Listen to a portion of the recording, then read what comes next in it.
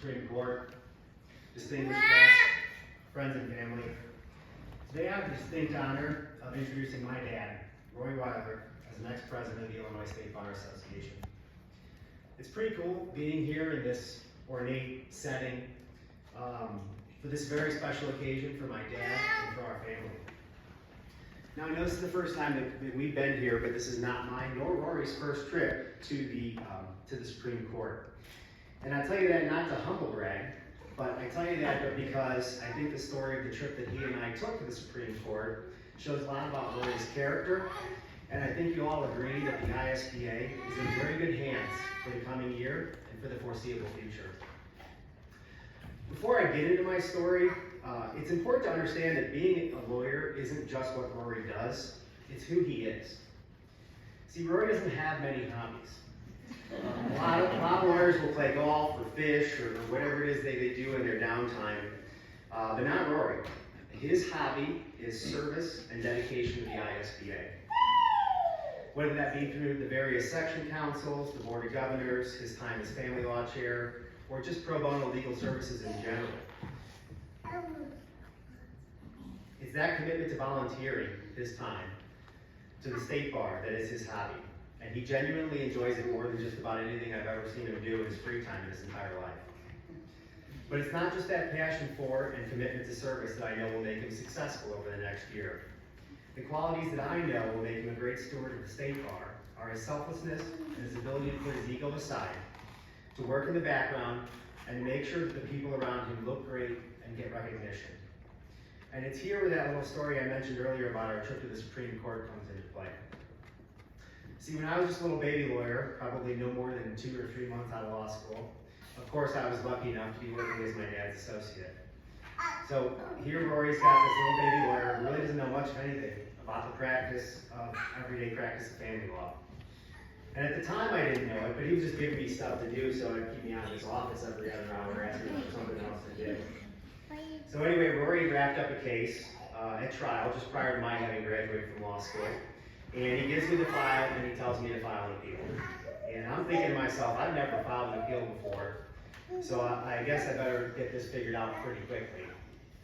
So I get to work, I do the appeal, I submit everything, and I'm thinking to myself, ooh, thank God that's done, don't ever want to do that again. Let's get to some real lawyering. And so we get the decision back and I'm thinking, well, we gave it the old college try, and we lost and we're going to move on. Well, that was wrong.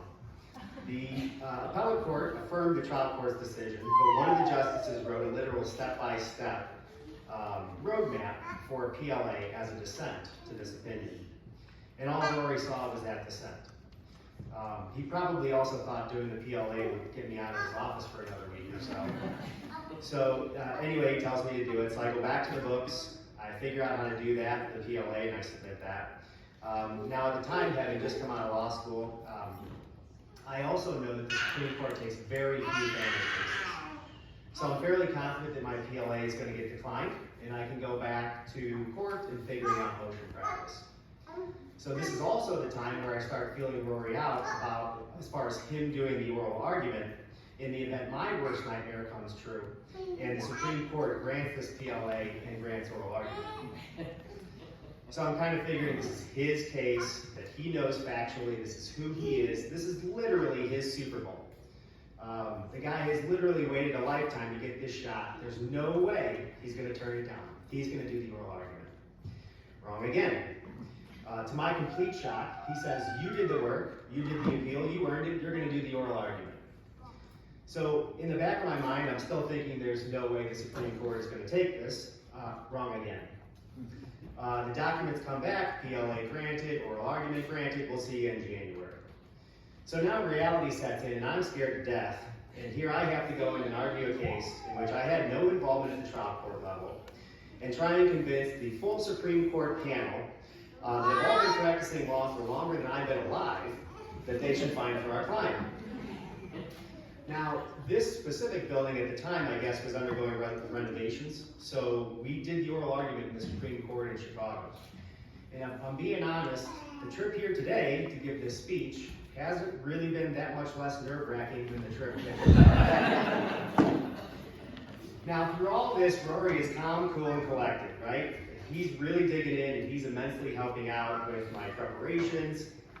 So fast forward to the day of the arguments, and I'm so nervous I can barely speak with anyone, including Rory, my wife, my mom, who were all there.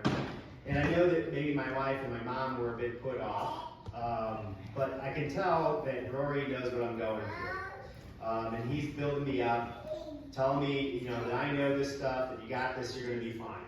So I stand up to do my oral argument. I get about 3 sentences into my argument, and one of the justices just starts firing questions at me. Now at this point, I'm kind of like Will Ferrell in Old School, when they bring out James Carville to debate him. I just kind of go black. I have not a lot of experience.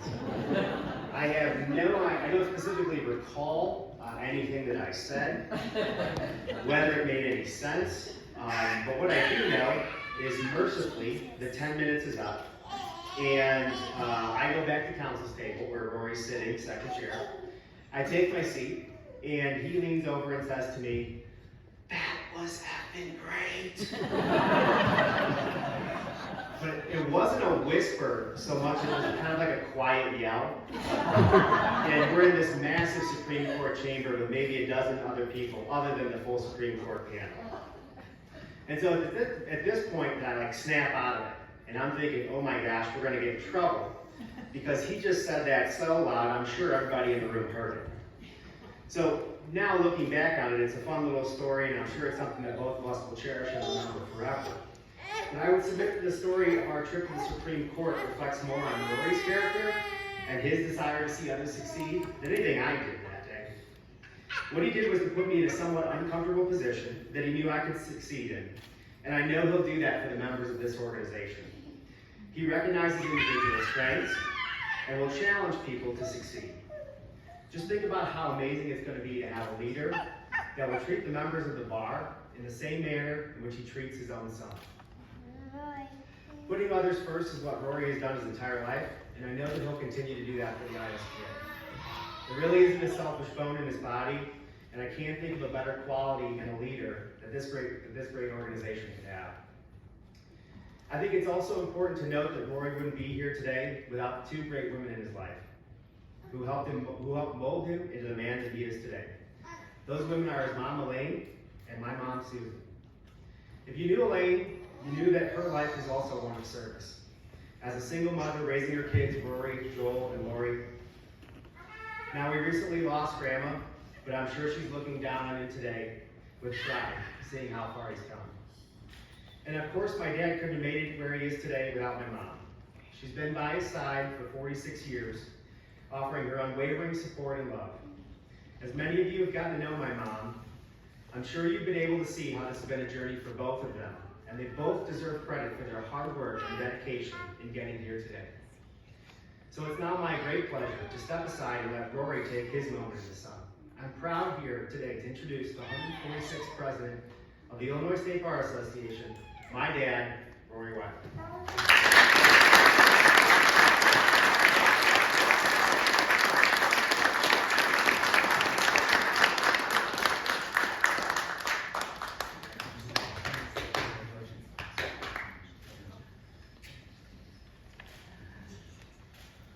Thanks so much, Tim. All of us know how proud your mom and dad are that how you're following in your father's footsteps. And now I would like to once again ask Justice Ann Burke to address this group in the swearing in